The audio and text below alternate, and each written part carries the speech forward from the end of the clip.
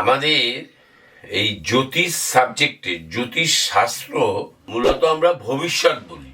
মূলত আমাদের কাজই হচ্ছিল কে পাস করবে, কতটা পার্সেন্টেজ পাবে, তার 2 মাস আগে, 6 মাস আগে, 5 বছর আগে ফোরকাস্ট করা, কে ভোটে জিতবে, কবে চাকরি পাবে, প্রফেশন কি হবে।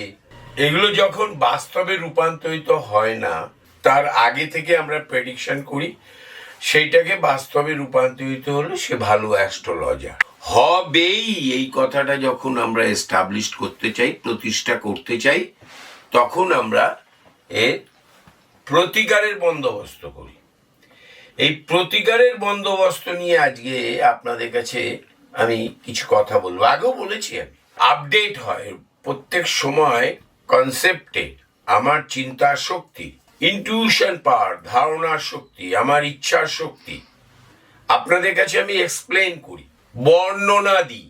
তাতে আমি আপনাদের বোঝানোর চেষ্টা করি যে শাস্ত্র কি কথা বলছে। দেখুন, আমাদের মূলত অ্যাস্ট্রোলজিতে যে এই একটি গ্রহ, মনে করুন বুধ, রবি একসাথে রয়েছে, আমরা বুধাদিত্য যোগ বলি। এই বুধাদিত্য যোগটা যদি দেখা যায় যে যে ঘরে আছে সেই ঘরটায় বা যার সাথে আছে সে শ্যাডো দেয় বা ব্লু কালার বা রেড কালার দিয়ে থাকে। এবার দেখতে হবে কতটা পার্সেন্টেজ দিয়েছে, সেই গ্রহগুলো কতটা ডিগ্রি পেয়েছে। এই জায়গাটায় আমরা না নিজেদের একটু তাড়াতাড়ি মানুষকে কিছু আকর্ষণীয় কথা বলে নিজেদের কিছু জিনিস বিক্রি করার জন্য আমরা খুব তাড়াতাড়ি এই বন্দোবস্তর কথাগুলো বলে থাকি। এটা আমার নিজের ব্যক্তিগত মতামত। যদি অভিজ্ঞতা বেশি থাকে তাও দরকার নেই, যদি অধ্যয়ন ভালো থাকে তাহলে আপনার বলতে অসুবিধে হয় না। মনে করুন আপনার গ্রহগুলোর ভেতরে দেখা গেল রবির পার্সেন্টেজ অফ ডিগ্রি বেশি রয়েছে, এবং ঘরটাও যদি রবির হয়, অবস্থানগত প্রভাবে দেখা যাচ্ছে ওই ঘরটা 8th হাউস বা 12th হাউস বা সপ্তম ঘর। বুধের পার্সেন্টেজ যদি কম হয়, ডিগ্রির পার্সেন্টেজ এক একটা গ্রহ 30 ডিগ্রি করে পায়। তার গ্রহের প্রাপ্ত ডিগ্রি অনুসারে তার নক্ষত্র প্রাপ্তি হয়, মানে আবার একটা রং এসে জুটল। এইবার তাদের অবস্থানগত কারকতা, রবি এবং বুধ 4th এবং 5th হাউসে যে ফল প্রদান করবে, সেই ফল প্রদান কিন্তু সে সপ্তমে করবে না, অষ্টমে করবে না, দ্বাদশে করবে না, নবমেও করবে না, 11th-এও করবে না, দশমেও করবে না। এবার কি ধরনের ফল ওর কাছ থেকে আমরা আশা করব? দেখা গেল আমরা পড়াশোনার ব্যাপারটা, বিদ্যাগত ব্যাপারটা ওর থেকে আমরা আশা করব। এই যদি রবি এবং বুধ মনে করুন একসাথেই আছে সমসপ্তমে, ঘরটা মঙ্গলের, ঘরটা শনির, ঘরটা কর্কটের, 500% সে ছাত্র হোক আর ছাত্রী হোক, আর প্রফেশনাল কোনো মহিলা হোক, কোনো ব্যক্তিই হোক, জাতক জাতিকা যাই হোক, ডিসিশন মেকিং করতে গিয়ে সিলি মিস্টেক হবে, কনফিডেন্ট লেভেল হারিয়ে ফেলবে, ক্রোধ এসে যাবে, সর্বোপরি ক্রোধ আসবে। এই ক্রোধ কিন্তু ক্রিয়েটেড বাই রবি এবং মঙ্গলের অবস্থানগত প্রভাব। বুধাদিত্য যোগে মঙ্গল আছে, মঙ্গলের পার্সেন্টেজ বেশি, পার্সেন্টেজ অফ ডিগ্রি, সেই অনুসারে নক্ষত্র প্রাপ্তি হচ্ছে। মঙ্গল দেখা গেল, মঙ্গল, বুধ এবং রবি বসে আছে কর্কটের ঘরে। মঙ্গল এবং বুধ পেল ডিগ্রি অনুসারে, শনি পদ অনুসারে, শনি এবং মঙ্গলও পেল শনির নক্ষত্র, বুধ পেল শনির নক্ষত্র, রবি পেল বুধের নক্ষত্র।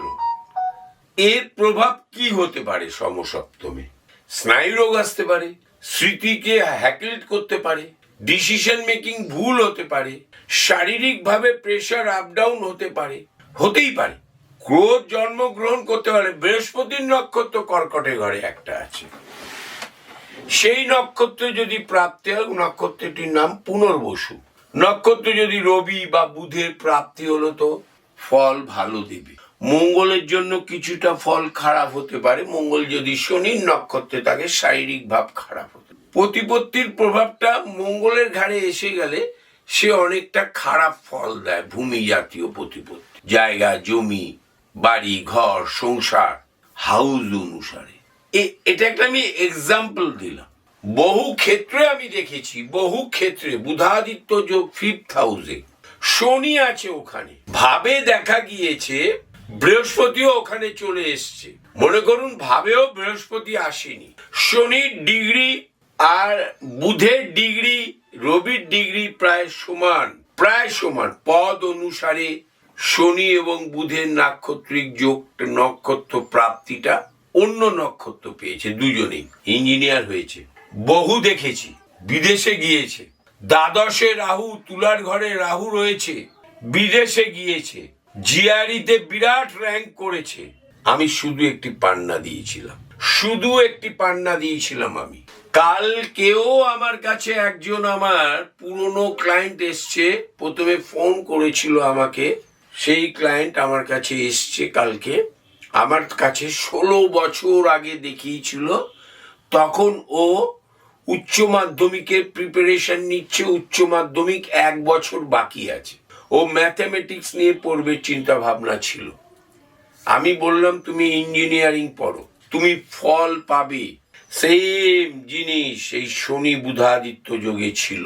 11th হাউসে বৃহস্পতি ছিল, রাহু তুলার ঘরে ছিল না বৃষর ঘরে, দ্বাদশ এরকম একটা ছিল।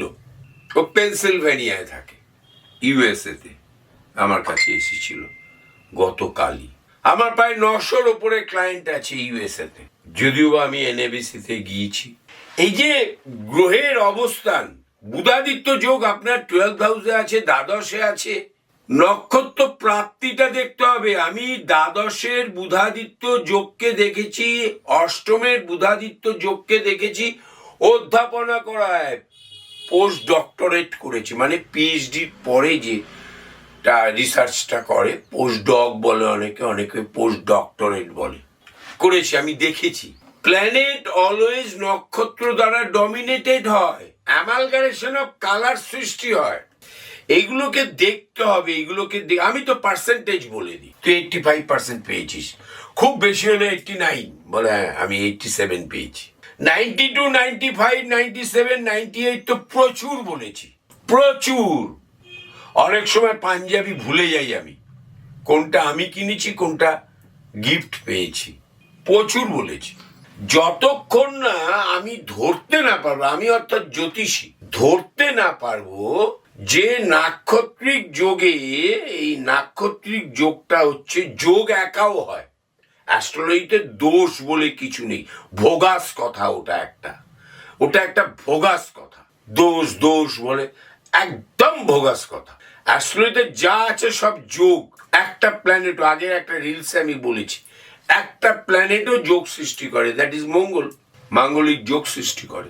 শনি শুধুমাত্র 10th হাউসে, তুলার ঘরে বা মকরের ঘরে বা বৃষর ঘরে বা কুম্ভের ঘরে ভালো নক্ষত্র প্রাপ্তি হলে, সঠিক নক্ষত্র প্রাপ্তি হলে কর্মযোগ সৃষ্টি করে। সবাই তো জিআরই দেয়। আমি কিভাবে পারফেক্টলি বলি যে তুই চান্স পাবি, বলি কি করে? নাক্ষত্রিক যোগ কোথায় অবস্থান করছে গ্রহটা, দশা কি বলছে, দশা না মেলাতে শিখলে জ্যোতিষীর প্রেডিকশন ভুল হয়, ভুল হয়। বহু থিওরি দাঁড়িয়ে আছে দশার উপরে, প্রতিযোগিতার কারণে নাম বলছি না তাদের, কিন্তু আমি কনফারেন্সে শ্রদ্ধার সাথে তাদের নাম উচ্চারণ করি। আমার ক্রিয়েশন যে প্ল্যানেটের অবস্থানগত প্রভাব এবং ডিগ্রি অনুসারে নক্ষত্রের প্রাপ্তি, কালার কম্বিনেশন ব্ল্যাক হচ্ছে না, এবং দশার প্রভাব যদি সঠিকভাবে আমরা নির্বাচন করতে পারি ওর প্রভাবটাকে এবং উল্লেখ করতে পারি, তাহলে আমরা সঠিক বিচার বন্দোবস্ত করতে পারবো। এটা একটা বন্দোবস্ত, এটা একটা সিস্টেম। কে নাও এক কথা বলেছে, আমার গুরু ভিভি রমন এক কথা বলেছে। আমাদের অ্যাস্ট্রোলজিতে জয়েন্ট যোগ্যতাকে নির্বাচন করা হয় না, না করেই যে কোনো ব্যক্তি অ্যাস্ট্রোলজি পড়তে পারে এবং শিখে পেশা করতে পারে। তাতে একটু বিভিন্ন মত আদর্শের পার্থক্য দেখা যায়। কারোর এডুকেশনাল কোয়ালিফিকেশন কম, কারোর বেশি। যার বেশি তার তো মস্তিষ্ক উর্বর, ব্রেনের মেগাবাইট বেশি, ব্রেন হার্ড ডিস্কটা ভালো, সে তো ভালো বলবেই। আমি তান্ত্রিক নই, আমি তন্ত্র সম্বন্ধে কিছু বলতে পারবো, কিন্তু আমি এটা বলতে পারি যে গুড রেজাল্ট, ভালো মতন কর্মপ্রাপ্তি বুধ, রবি, বৃহস্পতি এবং শনির ওপর ডিপেন্ড। রাহু চলে এলে ফাটকাবাজি করে। যে কোনো ব্যক্তি চালাকির দ্বারা মহৎ কর্ম করে, চালাকির দ্বারা কিছু করে অর্থ রোজগার করে, সে লোক ঠকুক, লোক বাঁচুক আর মরুক, to earn the money, to make the money, ওরা সব রাহু দ্বারাই ডমিনেটেড। কর্মযোগীরা শনি দ্বারা ডমিনেটেড। চন্দ্রের নক্ষত্র, বৃহস্পতির নক্ষত্র, রবির নক্ষত্র কাজ করে, বহু সময় করে না, এবং শুক্রের নক্ষত্রে শনি পাওয়ারফুল হয়। অর্থাৎ তুলার ঘরে 7টি নক্ষত্রে দেখেছি পাওয়ারফুল হতে। কেমন লাগলো ভিডিও জানাবেন। আপনারা সাবস্ক্রাইব করুন, বন্ধু বান্ধব আত্মীয় স্বজনকে বলুন আমার চ্যানেলটা সাবস্ক্রাইব করতে। চ্যানেল সাবস্ক্রাইব করুন, আবার ফেসবুকে সাবস্ক্রাইব করুন। সবাই ভালো থাকুন, নমস্কার।